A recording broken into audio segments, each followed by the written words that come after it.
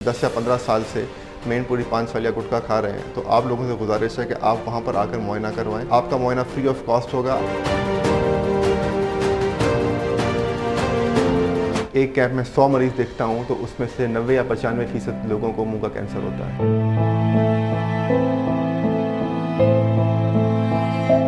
लोग खुद मैनपुरी पान सालिया गुटखे के वबा में खुद को फंसा रहे हैं।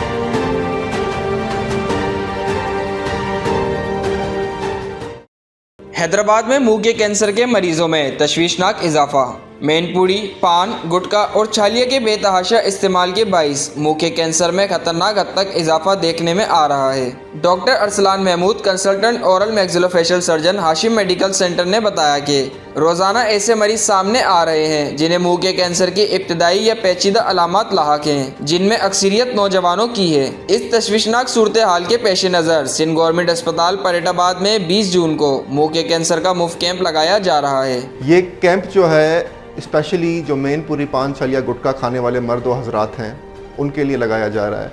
अगर आपके मुंह में किसी किस्म का छाला जो पिछले 10 या 15 दिनों से है मौजूद है और वो ख़त्म नहीं हो रहा, और आप पिछले 10 या 15 साल से मैनपुरी पान सालिया गुटखा खा रहे हैं, तो आप लोगों से गुजारिश है कि आप वहाँ पर आकर मुआयना करवाएं और आपका मुआयना फ्री ऑफ कॉस्ट होगा। अगर हमें वहाँ पर किसी किस्म का प्रोसीजर करना पड़ेगा तशख़ीस के लिए, वो भी फ्री ऑफ कॉस्ट होगा। एक कैंप में 100 मरीज़ देखता हूँ तो उसमें से 90 या 95% लोगों को मुँह का कैंसर होता है।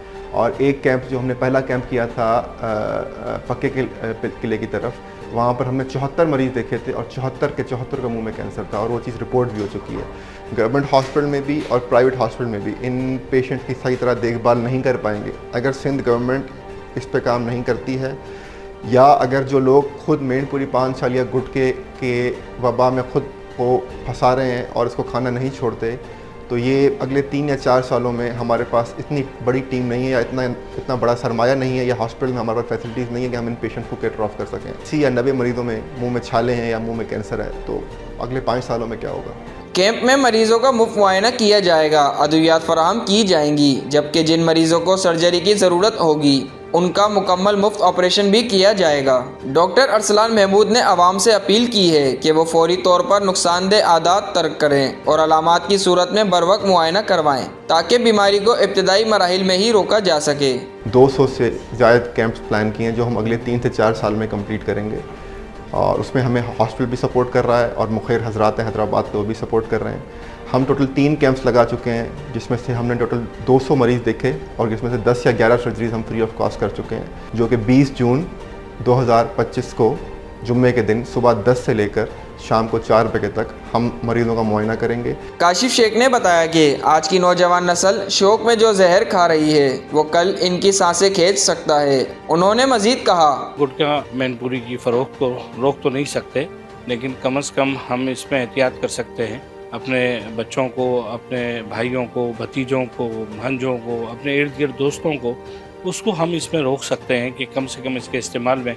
और हमें तो अब ये पता पड़ा है कि हमारी ख़वातीन भी इसको इस्तेमाल कर रही हैं, और ज़्यादातर जो हमारा लेबर तबका है वो इसको इस्तेमाल कर रहा है। एक तो ये माली जो है ये नुकसानदेह है, दूसरा उसके बाद इसका अगर आपका फ्री ऑफ कॉस्ट ऑपरेशन हो भी जाता है तो इसमें जो तकलीफ़ है, इस मर्ज़ की तकलीफ़ है, वो उसके बाद उसके इलाज पे नहीं आना जाना, क्योंकि इसकी जो है इलाज की सहूलियात जो है वो ना होने के बराबर है।